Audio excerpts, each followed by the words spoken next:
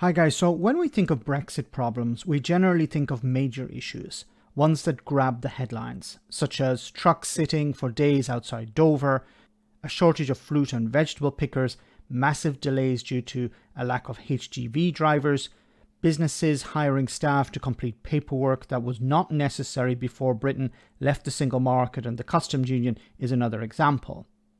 However, this week demonstrated another problem with Brexit. The fact that something that could be considered relatively minor could have a massive impact. Something that isn't directly related to Brexit, which means a company could go under. James O'Brien received a call from a man based in Switzerland who imports malt from Britain. Due to the problems with an IT system at the moment, his business could actually go under. Have a listen to this. Jason is in Lausanne in Switzerland. Jason, what made you pick up the phone? Yeah, I'm calling because I import malt, UK malt, into France and into Switzerland. Oh, and yes. And we're having some pretty big problems at the moment. One of my hauliers was supposed to load a bulk 22 tons of malt in Norfolk, and it usually goes very, very well. Takes a couple of days, and he's here in Switzerland, and he rang me up this morning saying he's refusing to load because he doesn't want to sit, or his driver to sit for a couple of days waiting to be able to get onto a ferry. So what? Obviously with...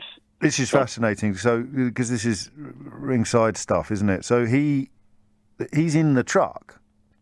So obviously now he's not in the truck. But he went he's to the depot. to load, but he refused this morning. He was supposed to load this morning. He rang me up and said, "Look, we can't load because he'll be sitting on the M20 for a day and a half." And he said 2 days, but yeah, for however long it will be, which will then obviously put his. Well, he wanted to be back.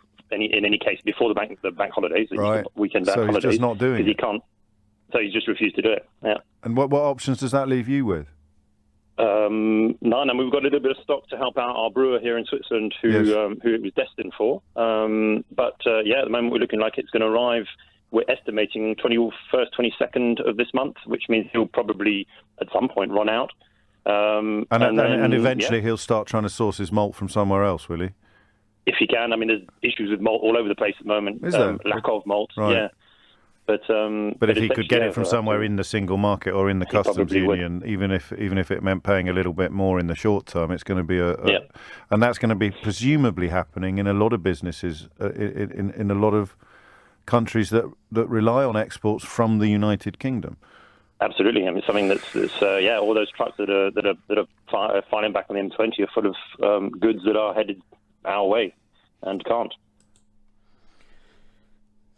So something to highlight as well is many farmers were convinced, farmers like for example that produce malt were convinced by the likes of Nigel Farage and Boris Johnson and others to vote for Brexit, and they're going to suffer the consequences of that too. Now there are a number of things here.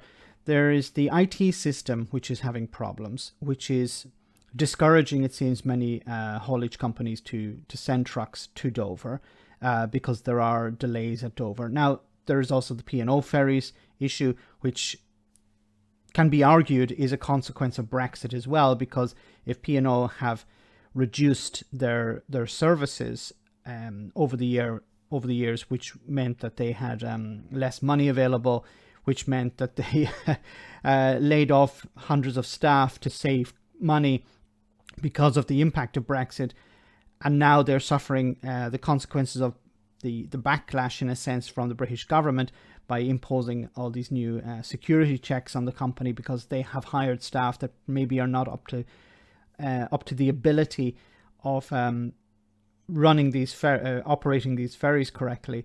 So once again, we have these small things that build into a bigger picture here, but at the end of the day, the problem is for the operators, the suppliers of this malt in France and in Switzerland here.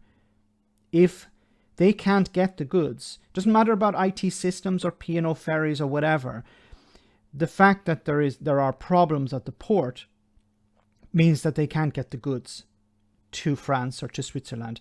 And the beer producers who rely on that malt, well, will wait and wait and wait, and then they will shift to another supplier, likely in the single market and the customs union, as James O'Brien highlighted here. And then that British business will suffer.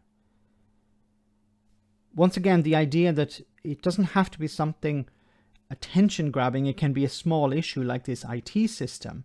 Now, it's important to remember that the IT system does not require the paperwork to be completed on the day. You have up to 5 days later. But if there are problems, many hauliers will not actually load the goods because they don't want drivers sitting for days at the port of Dover. Why? Because it's a cost. Drivers are paid to drive, and if they're not driving, they're losing money. So it makes more sense just to wait for a few days to see if this thing clears and then send the trucks. But at the moment, it doesn't seem that it is clearing. It may even be getting worse. So here we have another case of Brexit, a small issue creating a big problem. Let me know in the comment section, guys, what you think about all of this. As always, your comments are greatly appreciated. Thanks a lot.